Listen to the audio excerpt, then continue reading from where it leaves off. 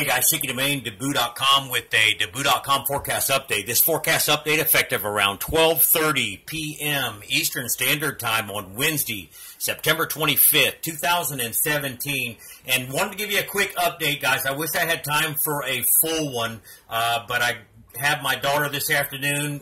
Maria Swell is still coming in here to Northeast Florida, so hopefully my daughter and I are going to be able to get a chance to paddle. Caught some really fun waves over the last couple of days.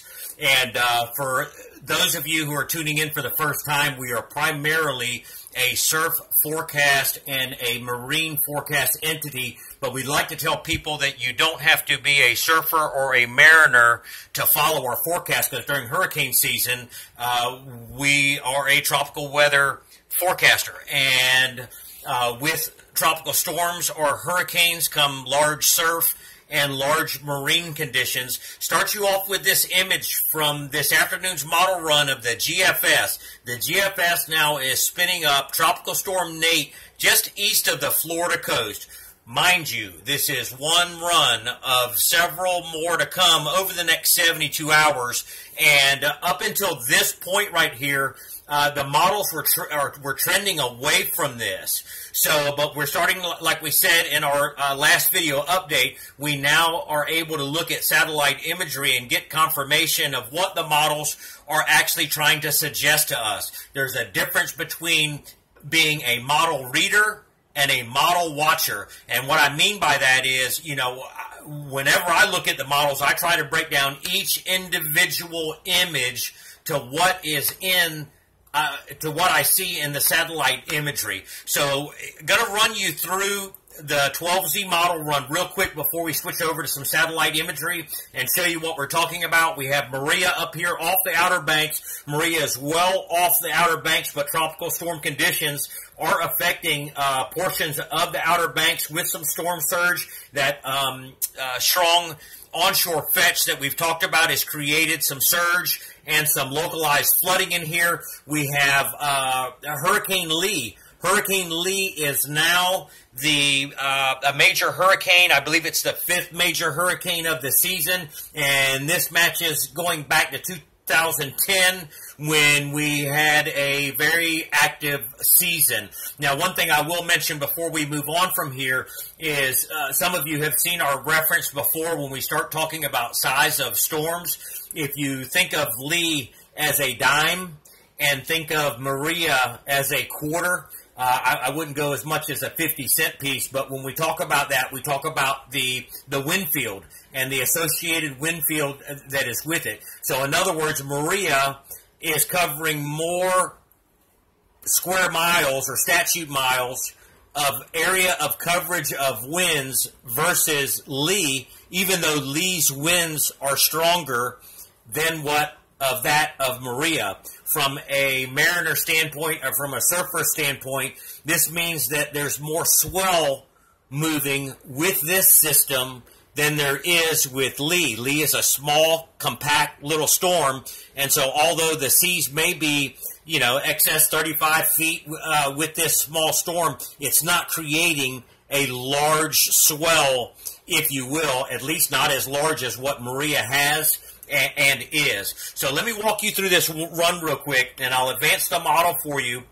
And it's this area down here in the Western Caribbean that we've been talking about for several days now, pointing it out in our updates. This is going into 72 hours now, and you can see very quickly what happened here is that in Maria's trough, like we talked about in our last update, how she was going to put pull down in here in the Western Caribbean through the Eastern Caribbean, or East Pacific, excuse me, and as she moved off out of the way, her trough was going to leave behind the chance for an area of low pressure to spin up. Why is that? Because we always watch tail ends of fronts or along stalled or dying fronts for an area of low pressure to develop. A trough of low pressure, Maria's trough, is no different into 72 hours. And then here comes Tropical Storm Nate, or what could be Nate. Now, here's what's interesting about this now. Watch how the energy, I'm assuming that it's shear, but it takes it and it blows it off towards the northeast. See it here? And it leaves behind this little cyclonic flow along the East Florida coast. Now, the other thing that we'll point out, even though it's not a hurricane, we mentioned this before, weak areas of low pressure known to develop or known to produce copious amounts of rain. Florida, there's a possibility of heavy rains coming, setting up next week behind this nor'easter, and this possibility of Tropical Storm Nate will advance the model for you a little bit more, and you can see that because of high pressure, it now moves that weak area of low pressure now into the Gulf of Mexico, and look at Florida getting soaked. Now this is for Monday, October 2nd. Welcome to October, and this is inside of 5 days. We'll advance the model a little more for you. And now you can see the deep tropical moisture now starting to come out of the East Caribbean and the intertropical convergence zone. We'll talk about that in just a minute when we go to the satellite view.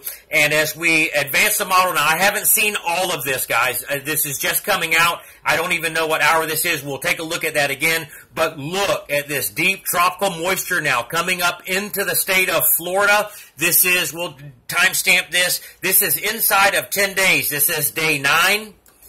Advance the model for you a little bit more, and look what we got coming up here, guys. Look at this. Another area of low pressure trying to develop off southwest Florida. Again, might be a tropical depression. Could be Tropical Storm Ophelia, looking at it. But again, weak areas of low pressure known to produce copious amounts of rain. Now this is hour number 234, so this is just inside of 10 days. This is, the model has not finished loading yet. I will also point out down here in the East Pacific is that the models had been trending of sending that energy from the intertropical convergence zone over in here and had developed a hurricane in here. It looks like the model is backing off a little bit and now shifting the energy back in here on the Southwest Atlantic Basin side. We also can see that as this, if the model advances more, which it's not going to, we'll have to see how it plays out, is that this area of low pressure is going to get over here in the western Gulf of Mexico, and that could be the gyre or the gyre that the European model was showing us at the 10-day mark right here. And this is a large area of cyclonic flow, and again, it may take a while for this thing to spin down and get down to the surface, but when you've got a large envelope like this, it's very important, it's very important to keep an eye on this type of pattern, because as you can see, let me back the Euro up real quick, because this goes back to the round the corner pattern, and I want you to watch right in here, off Costa Rica in here, you can already see the northeast flow at 5 to 10 knots, and southwest flow here. I'll advance the model for you. Notice how it spins up in here into the Gulf of Honduras.